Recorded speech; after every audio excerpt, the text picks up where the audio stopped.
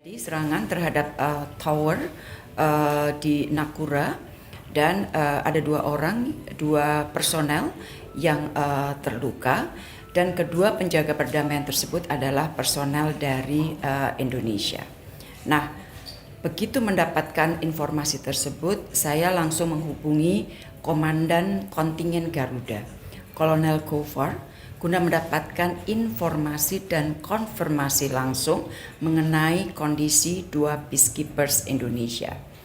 Pada saat saya melakukan komunikasi, jadi semalam waktu Vientiane, diperoleh konfirmasi bahwa kedua peacekeepers Indonesia mengalami luka ringan namun masih berada di rumah sakit untuk melakukan observasi. Terhadap serangan tersebut, Indonesia mengutuk keras serangan tersebut. Serangan terhadap personel dan properti PBB merupakan sebuah pelanggaran besar International Humanitarian Law dan juga resolusi Dewan Keamanan PBB nomor 1701. Indonesia meminta semua pihak untuk menjamin dihormatinya inviolability atau tidak dapat dilanggarnya wilayah PBB dalam segala waktu dan keadaan.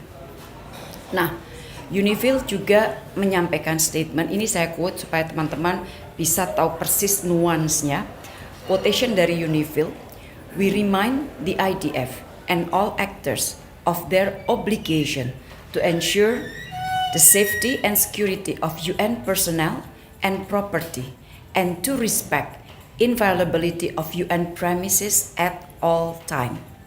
UNIFIL peacekeepers are present in South Lebanon to support a return to stability under Security Council mandate.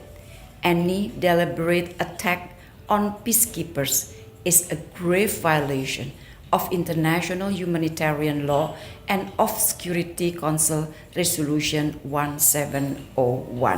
Jadi posisi UNIFIL, posisi PBB jelas.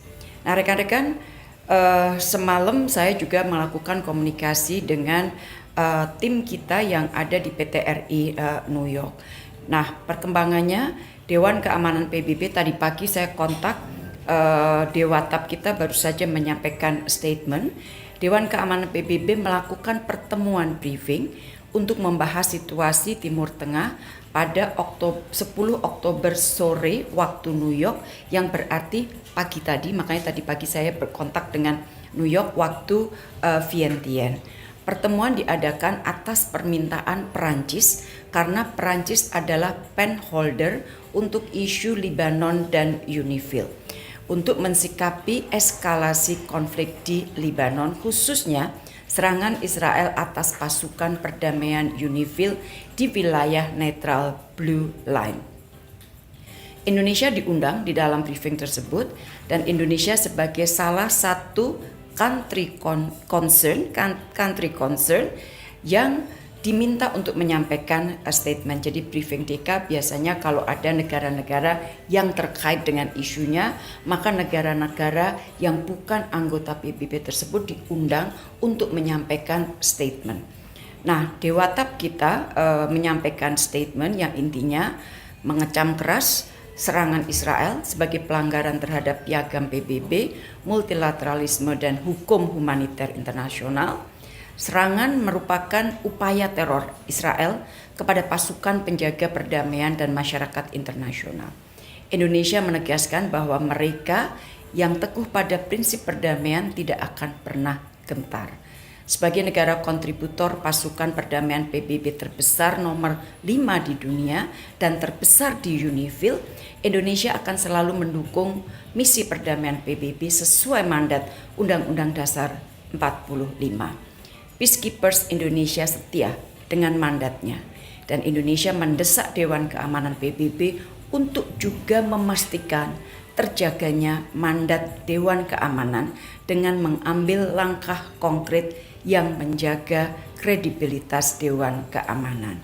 Nah, setelah acara briefing di Dewan Keamanan PBB dilanjutkan dengan konsultasi tertutup Dewan Keamanan PBB yang saat ini sedang berlangsung.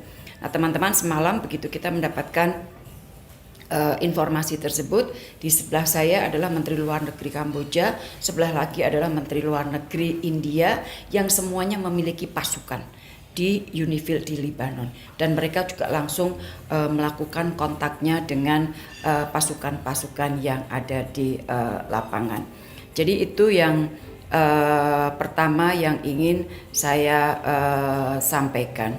Kemudian yang kedua terkait mengenai wrap up proses evakuasi warga negara Indonesia dari Lebanon. Ini angkanya banyak, saya baca.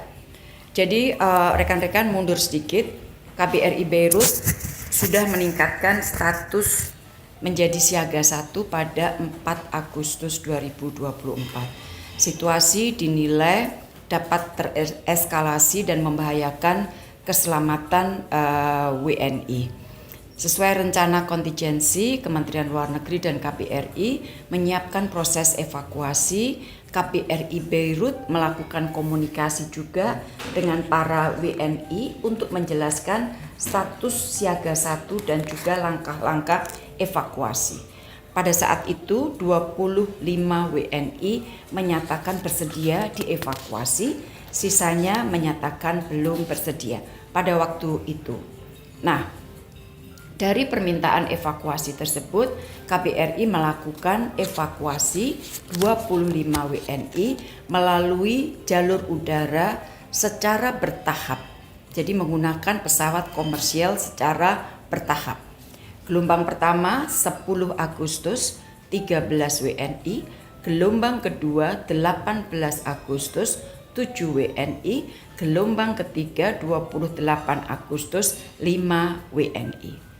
Kemudian 27 September, Hasan Nasrallah terbunuh, situasi mengalami eskalasi. Pusat dan KBRI kembali melakukan koordinasi, dan dari koordinasi itu kemudian menghubungi WNI dan terdapat tambahan 40 WNI menyatakan bersedia untuk dievakuasi. Karena sekali lagi teman-teman, evakuasi ini sifatnya volunteer dari mereka. Jadi negara berkewajiban untuk menyampaikan situasi, kemudian tergantung para WNI itu apakah siap dievakuasi atau tidak. Jadi pertama tadi 3 gelombang 25, kemudian 27 September tambahan 40 WNI menyatakan bersedia. Nah, kemudian evakuasi terhadap 40 WNI ini yang 25 melalui udara, 40 ini harus dilakukan evakuasi melalui darat. Karena udara sudah semakin sulit, airspace sudah buka tutup, maka pada saat itu kita mengambil keputusan mengevakuasi via jalur darat. Jalurnya cukup panjang, Beirut, Damaskus, Amman, kemudian dari Amman baru terbang ke Jakarta. Dari 40 itu, gelombang keempat, tadi kan 1, 2, 3, udara. Gelombang keempat berangkat dari Beirut 2 Oktober, 20 WNI. Gelombang kelima berangkat dari Beirut keesokan paginya 3 Oktober, 20 WNI ditambah 1 WNA, yaitu spouse dari WNI. Pada tanggal 4 Oktober, jadi dari 2 dan 3 berarti 40 plus 1 sudah sampai di Amman pada tanggal 4 Oktober, dan pada 7 Oktobernya beliau-beliau sudah tiba di Bandara Soekarno-Hatta.